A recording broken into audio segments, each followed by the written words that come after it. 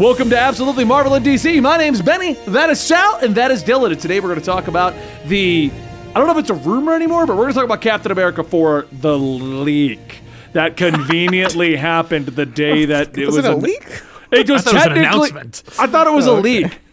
But it was like, oh, here's the episode where Falcon is Captain America, and we got the screenwriter. Yeah. The fact is, the showrunner of Falcon and Winter Soldier is making Captain America 4. Oh. Yeah. The person who wrote Captain America 3.5 is writing Captain America 4. Cool. Very cool. Is that what you're going to call Captain America the Winter Soldier? We're just going to call it that now? You're just going to call it Captain America 3.5? I will say, I'm a little sad to not see the Russos attached to another Captain America movie. Me too. Because boy, can they make a solid Captain America movie. Oh, yeah. But the show is good too, and it's got different characters. It's got a pretty much completely different cast. So, I'm fine with it. Yeah, I'm okay with it. It's funny because I've been enjoying the show as a show and as its own entity. And then when you're saying like, oh, the same people who were involved, or at least the same showrunner or screenwriter is involved from the show to the movie, I feel like, I am disappointed that there's no Russos. I'm excited in as much as they get to condense everything that they did, or at least you imagine, is there pretty much like a 2.5 hour movie in Falcon Winter Soldier, and could you approximate that to 4? Yeah, I guess so. But the villains were not great, and the action was cool, but only purposeful in those moments, as opposed to there being a kind of, operatic experience for us to showcase kind of everything that Cap can do. I don't know. I'm hopeful. Let's put it that way. But I'm not hyped. Yeah. Does that make sense? I like the show. I think it'll. But we're in this kind of weird stage of the MCU at this point where we're just making stuff. I feel like we've gone through the first 3 phases where it was a plan and it was an event, a really long event comic, kind of what the Ultimate Universe felt like, where it was just this. For the first 10 years or so of it was just a contained story. Yeah. And then they just kind of, after Peter Parker dies, and they just start making things. Right. And quality went down for the Ultimate Universe. But here it looks like they're reaching a status now where it kind of is aligning with how stories are being told in comics, where it's just stories are told, things progress. It's a universe that is lived in at this point, and there's enough of a springboard to where we can just kind of grab the action figures, put a different costume on them, and then make them fight other action figures. Right. I mean, that's literally what happened at the end of the show. Yeah, exactly. Yeah. Did you get the limited edition Captain America Falcon?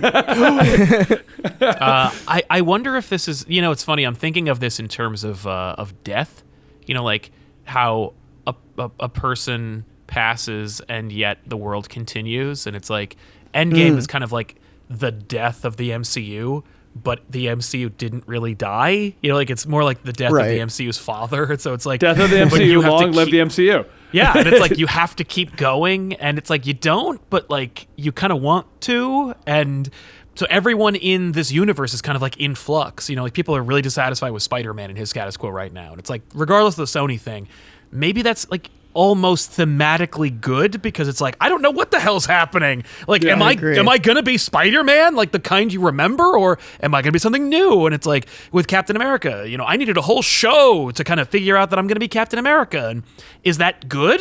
Should we just do shows when we want to tell a longer story? Is that what we're gonna do now?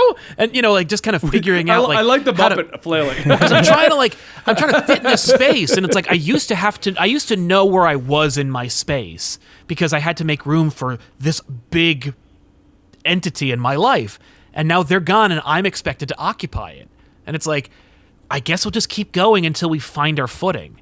It's kind of cool in a way. It's refreshing to say to look at this whole cinematic universe and go you don't really have a direction, but thematically I guess that makes sense. I think it also helps that we had that year off because they weren't going to stop. Right. And I think the year off makes it feel a little aimless, which is, and the fact that we're still getting announcements for movies that you know what I mean? Yeah. We had a year off. Things are starting to come out. They're coming out of order. We're getting announcements for movies. But that brings me to the topic I wanted to ask today. Please. Sam Wilson, Captain America. Now, for those who don't know, his time as Captain America in the comics was him, Misty Knight, Armadillo, working as like almost mercenaries for S.H.I.E.L.D., and then there was like a whistleblower called the Whistler, terrible name. Yep. Which was what was it? He's A-Bomb. Who is it? Oh, Rick Jones? Rick Jones was the Whistler. Was he really? Whisperer, yeah, he was. And basically, yeah, he was. Yeah, and That's they were right. leaking information to Sam about what S.H.I.E.L.D. was doing, and S.H.I.E.L.D. created Pleasant Hill, which was a prison for villains. Right. And basically at that point, Sam was really starting to find his footing as Cap, and he gave the S.H.I.E.L.D. back to Steve. So what I'm saying is there wasn't really any core Sam plots while he was Cap. So what could Captain America 4 really be about? If we're doing Pleasant Hill, that'll be cool. That would be cool. The Yeah. other thing, well, what I will say is they are in kind of uncharted waters because Steve isn't coming back. Yeah, well, and that's the Right. other thing, too. In the comics, we all knew Steve would eventually come back. And in Pleasant Hill, the Cosmic Cube made him young again. Also a Hydra agent, but that's a whole other story.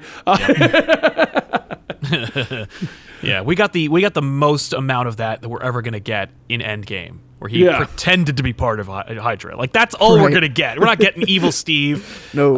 Steve-ul. Steve-ul. We're good. Like, so they're going to have to... It's funny, actually. The MCU's going to go... I can imagine Feige going to, Cebulski or whoever and being like, all right, let's see the Sam Wilson as Cap story. It's like, where does it go? And they're like, well, I mean, he spins his wheels until he gets back to Steve, and then he's so disenfranchised with Steve that he just, like, quits. I mean, yeah. So you're Great. saying we're on our own? Yeah, that's what I'm saying. Is you're on your That's own. what I mean. The story, if I remember correctly, was written by Nick Spencer, and it was very much just a political story about being a black Captain America. Yeah.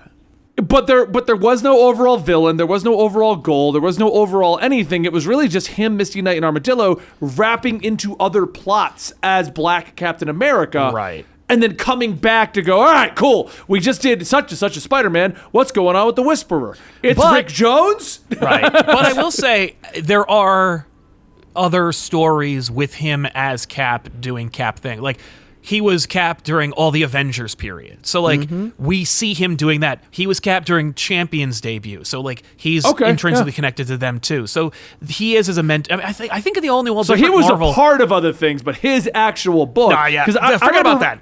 I remember reading his actual book and being like, when is he going to go do superhero things? Every issue is just forget about that. Moving on. Like, Yeah. no, he's not. You weren't going to trust Feige and his people to come up with stories for him alone. It was a status quo shift, which is something that like didn't really have I don't know, it didn't have legs to like stand on its own, which, to be fair, Bucky Cap was the exact same thing. Oh yeah, where Bucky Cap Steve didn't do died. anything. Yeah, he like half of Bucky Cap is just trying to figure out why Steve came back to life somehow, and then trying to figure out which one of them deserves the shield. Yep. Yeah, that There's was like one or two story arcs before Steve comes back. Right. So, Yeah, that was it's rough. not, it's more of like just the interesting part, similar to the show. Like, it's not about the plots that happen while Sam is Captain America. It's the implications that Sam being Captain America brings to the character and the world around him. Well, what I'm wondering is, since there isn't any real stories to really yank from the comic books that are going to be on the levels of like Winter Soldier or Civil War, like the established things that involve Cap. Yeah. Do you think they're going to take other Steve Rogers stories and just play it Sam into those? Because there's plenty of Steve Rogers stories to run with. Yeah, And like you turn said, into a werewolf. we're not getting another. No. Was it the one where he has the baby in the chest? I think that wasn't that Quasar. Oh, you're talking to No, wait. when Cap, he got stuck in the other dimension with like Division Zodon. Z. Yeah. All right. No, and then he can have a son. we already did Zola. He was in the little television in Winter Soldier. I just find it interesting because it is like, regardless of being a fan of the MCU story model or not, they traditionally take 2 to 3 stories, jam them all together to give us a unique MCU story, which we enjoy. Thor Ragnarok is not a Thor story, but it's also not a Planet Hulk story. It's something new. Winter Soldier is a lot of Winter Soldier, but it's a lot of other elements from Marvel Comics thrown into it. Civil War is not Civil War in any way, shape, or form. I mean, legislation, hero versus hero. No one wins. The end. Yeah, but like Giant Man doesn't get shot in the chest and die by a clone Thor. Black Panther's father doesn't die at the beginning to set off Civil War in the comics. Yeah, they're very different. And that's what I'm saying. Like they do a lot of merging. So do you think they're going to just actually make something new? Like what they just did with with Captain America Winter Soldier, Falcon Winter Soldier show. There was hints of stuff that existed, but that was almost wholly original. They've already done it, kind of. Like Falcon Winter Soldier is basically just an adaptation of Michelinie's The Captain story arc, because it has the debut of John Walker as U.S. agent, more or less. It has the Flag Smashers in it. It has Steve Rogers becoming like disenchanted with America. Like, you've already done it, so I think they're gonna do that. It's just so long as Falcon doesn't play a key role in that in that Captain America story, we could pretty much just do a 1-to-1 and then just morph it to be like more, racially minded or socially aware. I don't know. Like, there's a lot of Captain America stories. The only thing is, give me all the Captain America books there ever were. Throw out the ones where he needs to go back in time, or he, or it's hinged upon a revelation about World War II, and one in which Sam Wilson plays a key role.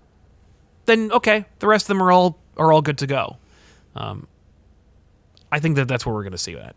Yeah, I think a big part of it that we need to consider too is that the players that are on the field at the end of this show, like there's plenty there to build a movie story out of. And they're clearly signaling towards stuff, because like the biggest two like cliffhangers at the end of the show are Sharon clearly trying to make some kind of play for something. And the Contessa also like clearly has something in the works and is building some kind of team for that. And maybe they're working together to do something. Maybe they're not. Maybe it's two separate like plot points that are going to come together. I could see them just because, who knows how long this movie is going to take to come out. I think it would be they're writing unfair. the script right now, right? Like this isn't like 2-3 years. Yeah. I was going to say, this isn't one of those where it's like, he's attached and we started filming it last month. Yeah. But I think it would be unfair to the story beat of Sharon being the power broker than anything. It would be unfair just to like write her off in the first like 10 minutes of the movie, kind of like they did Crossbones. I was sad about that. But yeah, it was kind of a shame, but like I get it, it's Crossbones. But like Sharon's been around for a while, and that's something we really didn't, like her being the power broker, we didn't see like any of, aside from guessing at it. Right. And like one scene where she confirms it. So I think they're clearly telegraphing stuff for a sequel. It's whether or not that sequel is going to be Captain America 4 or not. Yeah. I wonder if, look at Ragnarok and how it was a bunch of stuff at once and some new stuff too. I could imagine the Contessa creating the Thunderbolts and putting John Walker in charge of it. Yeah. And then absolutely, and Cap being like, "Oh man," and that's the movie. Like I could easily see because all of the Captain America movies have had sort of a political through line, which makes sense. His name is Captain America. Sure. Oh yeah. Anybody who's like, oh my God, I'm so tired of them adding politics into my Captain America movie where he fights modern day Nazis. Like, right.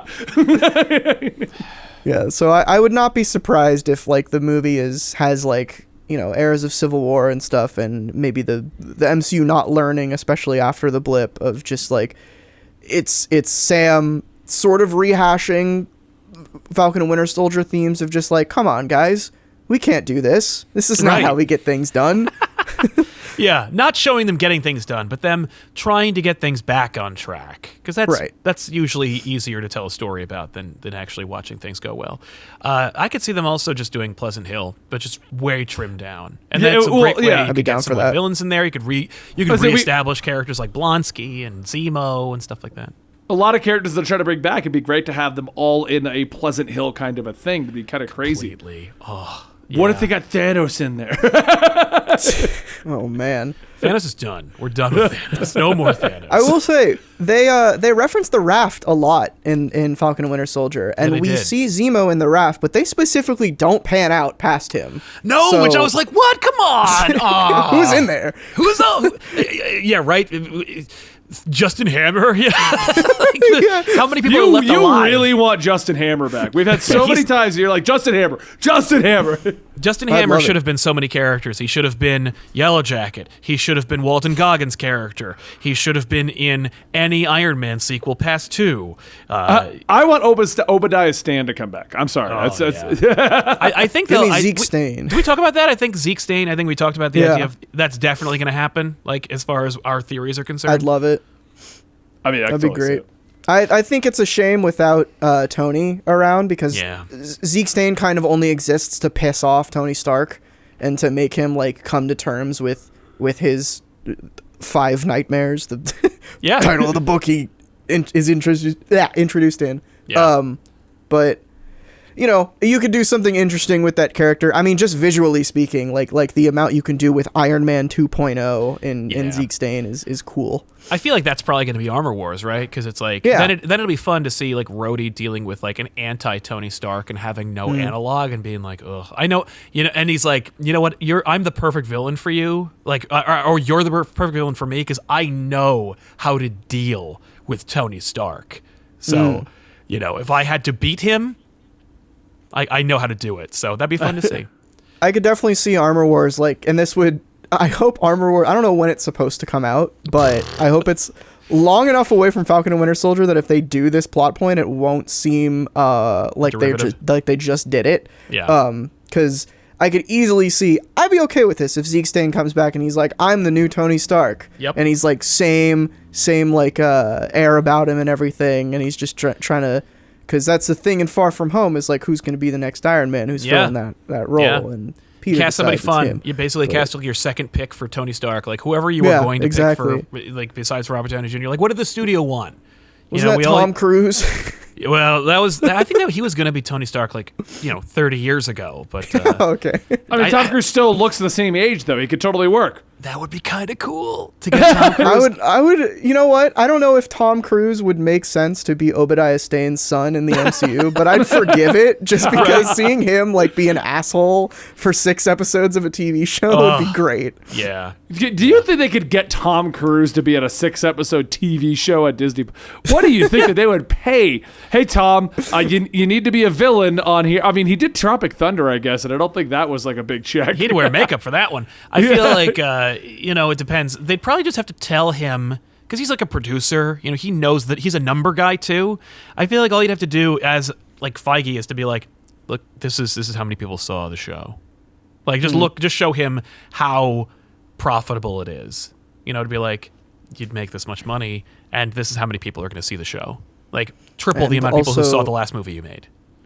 And also, I think the only thing thanks to Scientology in the credits. Right, there'll be a reference. I think to the Hubbard. only movie that he makes now is Mission Impossible, and they have been amazing. So I don't know what you're talking Oh yeah. about. Has Love he been those in movies. anything but a Mission Impossible movie in the last he was 5 he years? was in Live Die Repeat. Edge of Tomorrow, which is That's what I was gonna amazing. Okay, but Fantastic is that in the movie. last 5 years though? I'm pretty sure it's just been. Wasn't he also in The Mummy, which made like $1.50? Oh yeah, you're right. I was. forgot all Wasn't he about going to be that. part of a cinematic universe? So clearly he's okay with that idea. I want to see what I want to see. Oh, he's He's one of those guys in burned the from wiki the that Mummy. has a separate wiki for a filmology. God. Filmology. There you go. He was in. Okay, so in the last 5 years, Mission Impossible, Jack Reacher, The Mummy, American Made, Mission Impossible, Top Gun, Mission Impossible.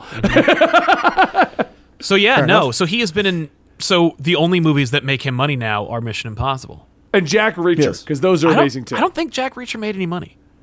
Did it? I'll check. Because I think it mean, did well. it's basically John Wick, is what it is. Yeah, but like I have John Wick at home. Like Jack Reacher's budget don't was have Jack 96 Reacher. million, and it made 162, which got it a sequel. And the sequel, that was the sequel. The original, the original did good, 60 to 218 million. oh, okay. That's So nice. they increased the budget in the second. It didn't make as much. How bad did The Mummy do? Is my next question. Oh, you know what?